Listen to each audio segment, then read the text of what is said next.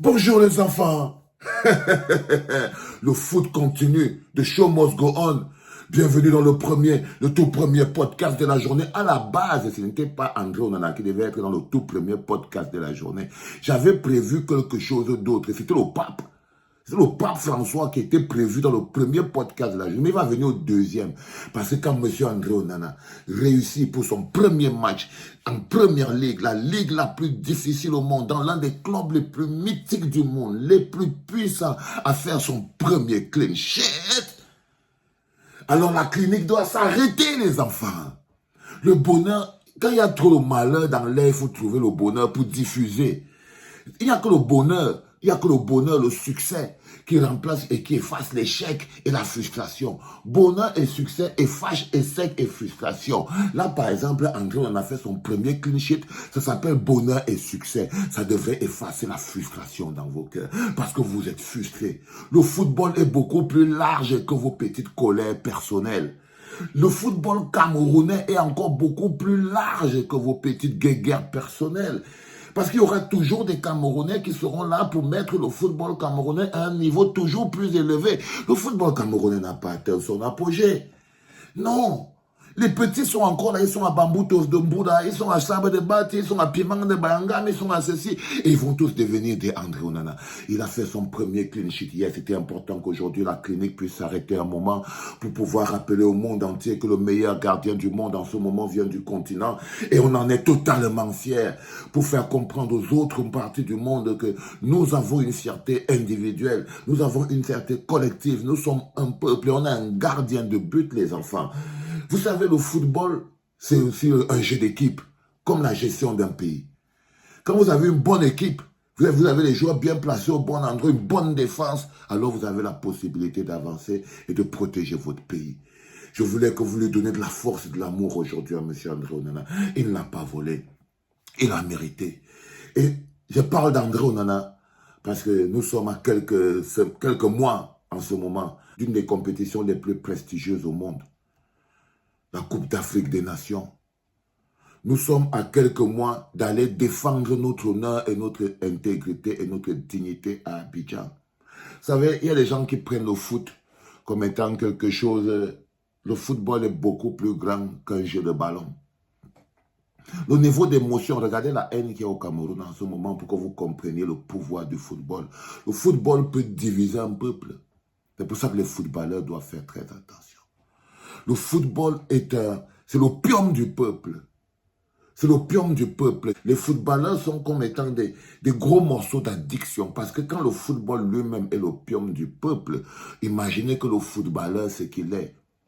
Donc c'est très important que vous compreniez que le footballeur doit faire très attention à sa place dans la vie du peuple. Parce qu'il a une place très importante. Le football est fait pour unir un peuple. C'est la première fois au Cameroun que le football divise. Le football avait toujours été créé pour unir le peuple. Et le football a toujours joué ce rôle. Unir le peuple camerounais. Même quand tout allait mal, même quand on n'avait plus rien et qu'on ne s'entendait plus sur rien, au moins on s'entendait sur qui doit jouer au goal. Même quand le peuple camerounais ne s'entendait plus si on va avoir l'eau ou si on va avoir l'électricité, si on va avoir le courant ou si on va avoir les ponts. Même quand on ne s'entendait sur rien, on s'entendait au moins sur que c'est Roger Mila qui doit jouer à l'attaque. Le football a toujours uni le peuple. Alors je me demande, qu'est-ce qui divise les Camerounais en ce moment? C'est le football ou c'est le footballeur? Oui, parce que j'ai dit que je peux prononcer le nom de ce mot-là ici dans ma clinique. Il ne mérite pas. Il ne mérite pas. Quand je vois à quel point il divise les Camerounais, quand je vois la haine ambiante qu'il y a dans l'air, seulement à cause de ça. Si quelqu'un provoque ça dans un environnement, ça veut dire que c'est le démon. Si quelqu'un réussit à entrer dans une famille et opposer les enfants, de manière les plus radicale possible, avec les plus gros mécanismes, les plus méchancetés possibles, ça veut dire que c'est le démon qui s'est installé chez vous. Et il va tous vous détruire. Ça, c'est pas le plus important. Parce que de nous autres, on va toujours rester sur ce qu'on a de plus important. Là, on est sûr et certain que notre gardien va bien. Mesdames, Mesdemoiselles, Messieurs, allez leur dire partout que notre gardien va bien. Il est en bonne santé, il est en forme. Il a fait son entrée, il a fait son first clean sheet. Il s'appelle André Onana. En ce moment, nous attendons les sorties des autres parce que Clinton J a aussi fait sa sortie. La Coupe d'Afrique, ce n'est pas une petite chose. La Coupe d'Afrique, ce n'est pas une petite chose et ça se prépare, les enfants. Et ça se prépare. On a besoin de cette Coupe d'Afrique pour notre amour, pour retrouver notre amour de peuple. Si vous me voyez, j'ai porté ça.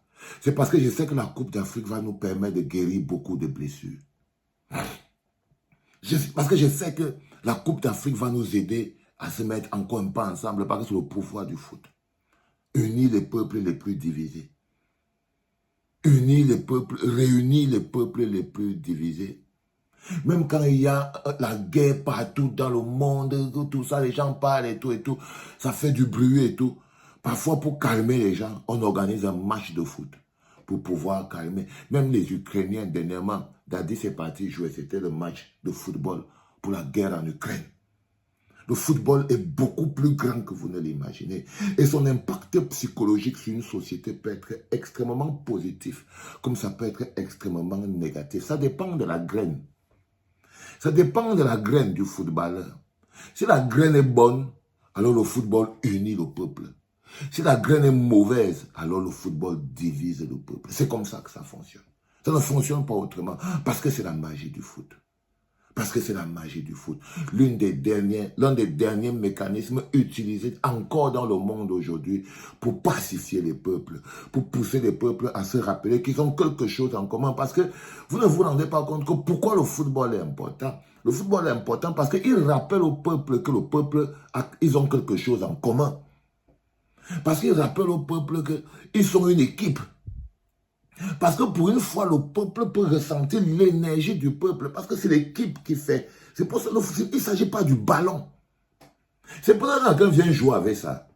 Il vient s'amuser avec ça. C'est que c'est sa vie qu'il est en train de risquer. C'est que c'est sa vie qu'il est en train de risquer. Parce qu'il y a longtemps que le football a dépassé les histoires de l'argent.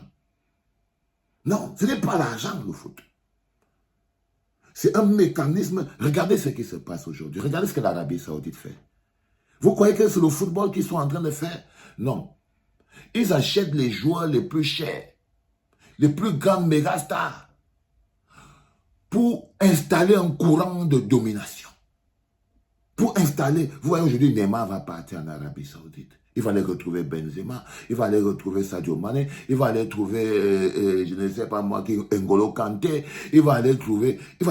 Ça dit qu'à un moment donné, les gars ont compris.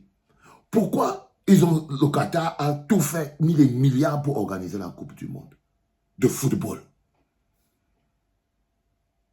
Non, les enfants, il faut faire très attention avec les concepts les plus importants. Le football est le pouvoir et il y a aussi de la magie. L'ensemble, ça fait ce qu'on appelle l'opium du peuple. L'ensemble, c'est l'ensemble qui constitue ce qu'on appelle l'opium du peuple. C'est pour ça que vous pouvez voir aujourd'hui, par exemple, les Églisiens, par exemple, ils sont tellement violents. C'est comme si s'ils te croisent dans la rue, ils vont te dépêcher en morceaux. Regardez, par exemple, au Cameroun, les enfants tombent dans les trous, les voitures s'écroulent. Le Camerounais ne s'est jamais mobilisé. Jamais. Jamais on arrête les gens enfants meurent dans les hôpitaux, les toilettes, les ponts, les routes, les machins. Jamais. Mais regardez là, ils disent qu'il faut protéger Dadis. C'est le pouvoir du foot.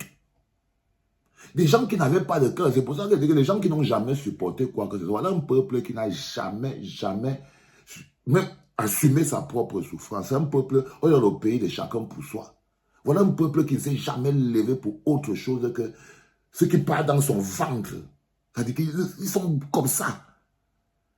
Mais ils se lèvent quand même pour dire il faut défendre le docteur Dadis Camara. Parce que c'est le pouvoir du foot. Parce que c'est le pouvoir du foot. Il n'y a pas quelque chose qui unit comme le foot. Il n'y a pas aussi quelque chose qui divise. Les plus gros peuples, il y a des peuples qui ne se parlent plus aujourd'hui pour des histoires de football. Il y a des peuples qui sont en bagarre aujourd'hui seulement pour les histoires de football. De football. Que quand on dit qu'il y a tel match là, la police vient. La police vient avec l'anti-émeute. Par contre, c'est quand les supporters vont entrer là, ça va finir en carnage.